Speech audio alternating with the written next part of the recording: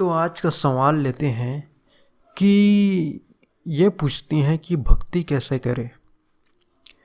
तो भक्ति के बारे में जानने से पहले आप इस भक्ति शब्द का अर्थ समझे। भक्ति का अर्थ होता है, भक्त जब कोई अपने भगवान के लिए कुछ करता है उसे ही भक्ति कहते हैं।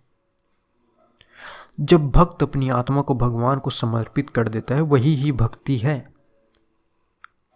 ना कि किसी से कुछ मांगना, ना कि अपने भगवान से कुछ मांगना। भगवान से कोई भी चीज़ मांगना ये भक्ति नहीं है, ये एक भिखारीपना है। मैं अक्सर मंदिरों में जाता हूँ, उनसे लोग बस यही मांगते हैं कि हे भगवान मेरी ये मनोकामना पूरी कर दो, हे भगवान मुझे जॉब लगा दो, हे भगवान मुझे लड़का पैदा हो। भाई, भगवान इस सृष्टि को अपनी मर्जी से बनाया है और इस सृष्टि के हित के लिए बनाया है। वो आपके कहने से चेंज नहीं कर सकता, वो आपके कहने से अपने तरीके में बदलाव नहीं कर सकता। भगवान पहले से ही जानता है कि आपको क्या चाहिए और क्या नहीं चाहिए, तो आपको उसे मांगने की ज़रूरत भी नहीं है। तो भक्ति ये तो बिल्कुल नहीं है कि आप आरती कर रहे हो फिर भगवान से कुछ मांग रहे हो। नहीं, मनोकामना भगवान पूरी नहीं करती।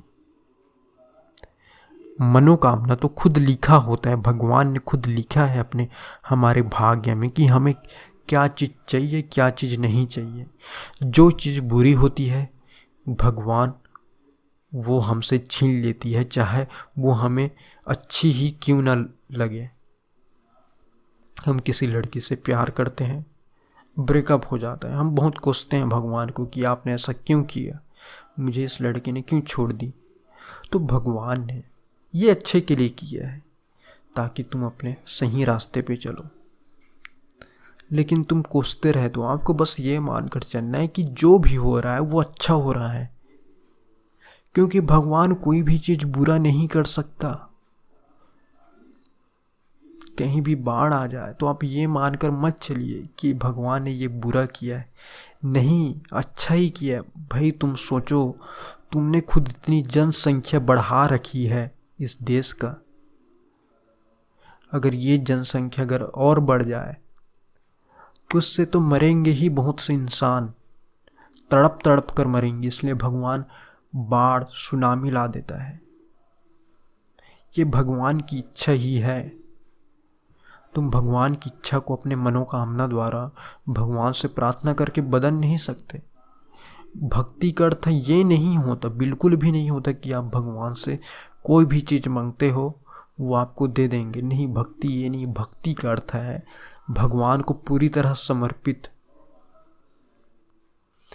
भगवान को अपने शरीर अपने आत्मा को समर्पित कर देना ही भक्ति है। तुम ये खुद सोच के देखो, जब तुम अपने आत्मा को अपने पूरे शरीर को समर्पित कर देते हो, अपने सुख दुख को समर्पित कर देते हो, तो आप अपने मन से एकदम खाली हो जाते हैं, आप एकदम फ्री महसूस करने लगते हैं, क्योंकि आपको कुछ फिक्र नहीं रहती। आपको फिक्र तो भगवान को हो गए तो आपको क्या फिक्र।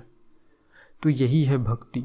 इसी कारण जो भक्ति की राह में चलता है उससे कभी भी पीड़ा नहीं होती। आप मीरा को भी देख लो, उसे जब सर्प से कटवाया गया तब फिर भी उसे पीड़ा नहीं हुई। मीरा को कई कष्ट दिए गए फिर भी उसे कुछ पीड़ा नहीं हुई, क्योंकि वो भगवान को समर्पित कर चुकी थी, अपने आप को कृष्ण को समर्पित कर चुकी थी। तो उसे जो दुख दिया जाता था वो उसे सुख ही अनुभव होता था, जो उसे सुख दिया जाता था उसे सुख ही अनुभव होता था। चाहे उसे दर्द दो या दुख दो, वो भगवान की इच्छा मानकर उसे स्वीकार करते हैं और उसे जीते हैं। वो अपने दुख को भी जीते हैं। भाई, ये मैंडेटरी है कि हमारे लाइफ में दुख तो आएगा ही और सुख भी आएगा। तुम ये मानकर क्यों ना चले, जब दोनों का आना जाना है तो हमें ये सब चीज़ों की फिक्र नहीं करते रहना चाहिए कि मेरे को दुख क्यों आया, क्योंकि दुख आया फिर बाद में सुख भी आएगा। तो हम फिक्र क्यों करें हमारे अंदर कुछ दुख आया हो तो।